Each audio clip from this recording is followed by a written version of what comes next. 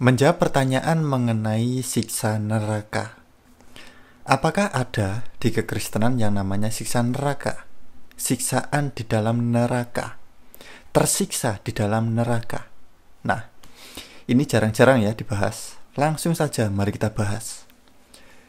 Di kekristenan ada yang namanya siksa neraka. Tersiksa di dalam neraka. Nah, ini sangat berbeda sekali pandangan mengenai siksa neraka di kekristenan dengan keyakinan-keyakinan lain. Perlu diketahui itu, sangat berbeda sekali. Dan perlu digarisbawahi, bukan Tuhan yang menyiksa. Maksudnya gini, bukan kemudian Tuhan ini berada di dalam neraka, kemudian menyiksa manusia ya, mungkin dicambukin, atau dipukulin, atau mungkin ditusukin gitu ya.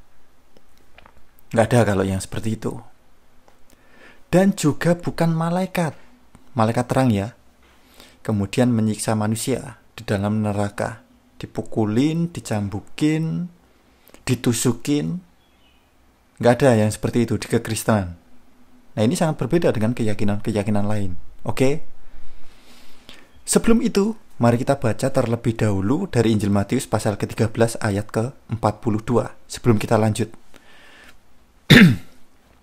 Semuanya akan dicampakkan ke dalam dapur api. Semuanya yang jahat. Oke? Semua yang jahat akan dicampakkan ke dalam dapur api.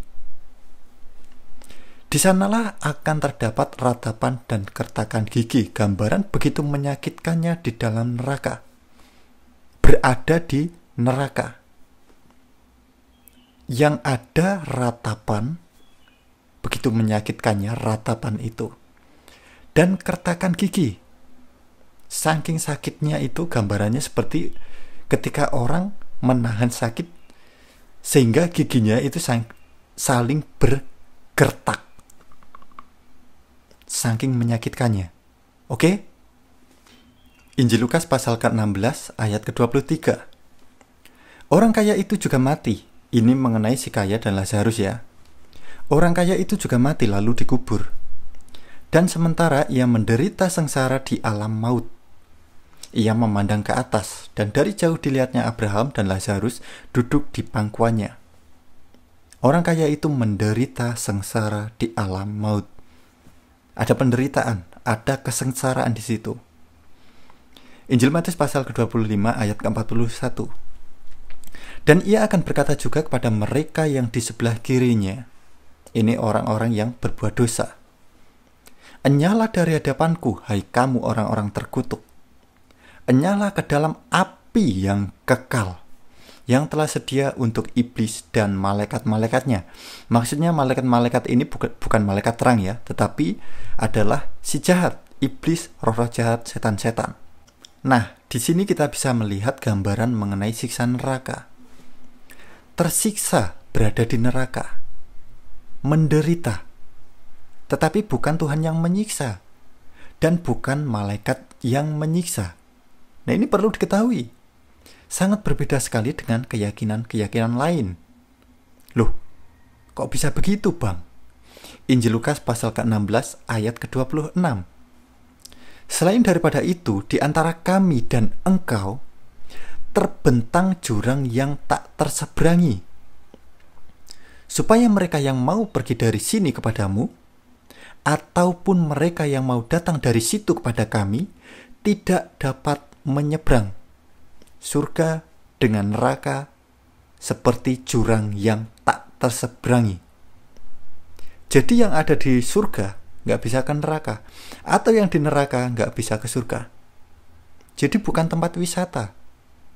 Oke? Sangat berbeda sekali dengan keyakinan-keyakinan lain. Mungkin dicuci, dibersihkan di dalam neraka, kemudian dipindah ke surga. Atau sebaliknya, kemudian yang berada di surga mau wisata ke dalam neraka, mau menyiksa orang-orang yang berada di neraka. Nggak ada di kekristenan yang seperti itu. Jelas ya? Jadi bukan Tuhan yang menyiksa, dan juga bukan malaikat yang menyiksa. Loh, terus siapa Bang yang menyiksa?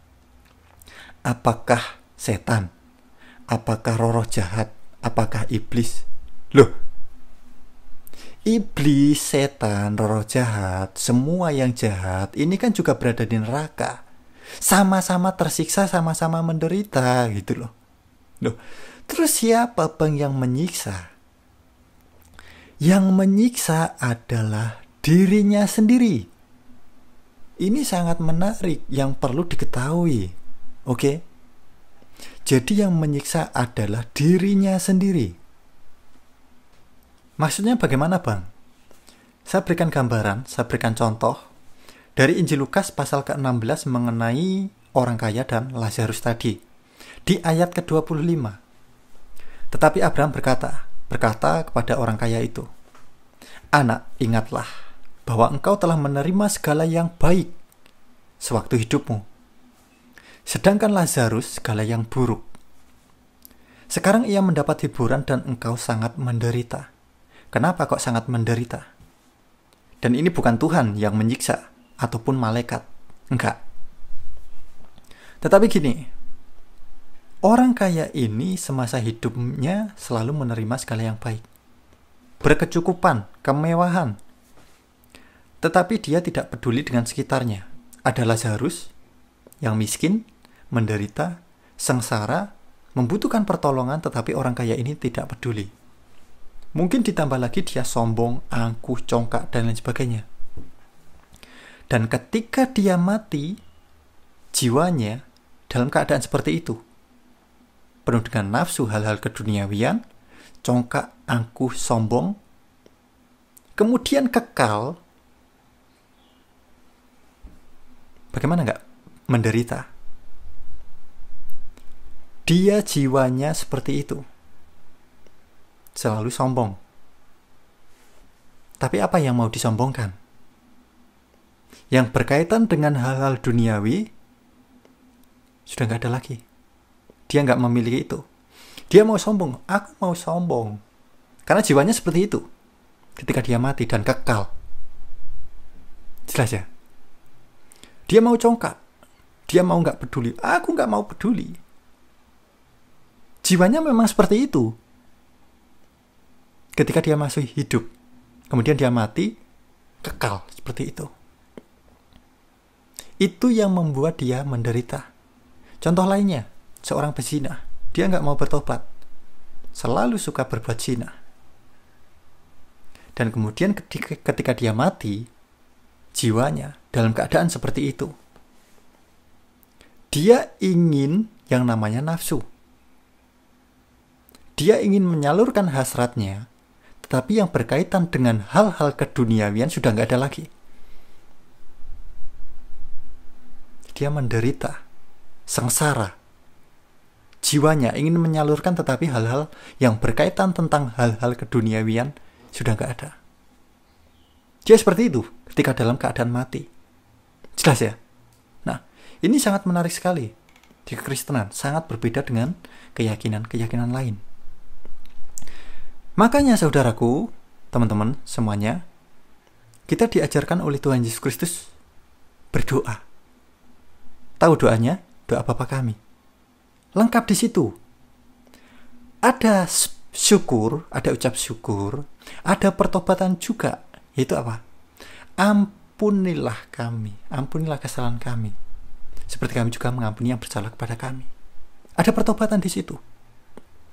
Kita setiap waktu harus bertobat. Harus berdoa Bapa kami itu. Karena kita nggak tahu kapan mati. Kalau kita mati dalam keadaan berdosa, terikat oleh hal-hal keduniawian, seorang pezina, seorang pencuri, seorang pembunuh, orang yang congkak, tidak peduli, dan lain sebagainya. Kita mati dalam keadaan seperti itu, jiwa kita kemudian kekal. Ketika mati, yang berkaitan dengan hal-hal keduniawian ini sudah nggak ada lagi. Tahu, hanya ada ratapan dan kertakan gigi di dalam api yang kekal itu, di dalam diri kita. Nah, jadi kita harus bertobat. Jangan berbuat dosa lagi. Kita nggak tahu kapan kita mati. Doa Bapa kami setiap waktu. Oke? Nah, Jadi seperti itu teman-teman saudaraku semuanya, semoga terberkati. Untuk teman-teman yang mungkin baru saja menonton video di channel YouTube Pusat Rohani, bisa dukung kami dengan cara tekan tombol subscribe-nya, bisa like untuk mendukung channel ini agar terus berkembang dan mewartakan kerajaan Tuhan kita, Yesus Kristus. Untuk teman-teman yang sudah subscribe, sudah like, terima kasih banyak. Nah, baik kawan, cukup sekian dulu video kita kali ini.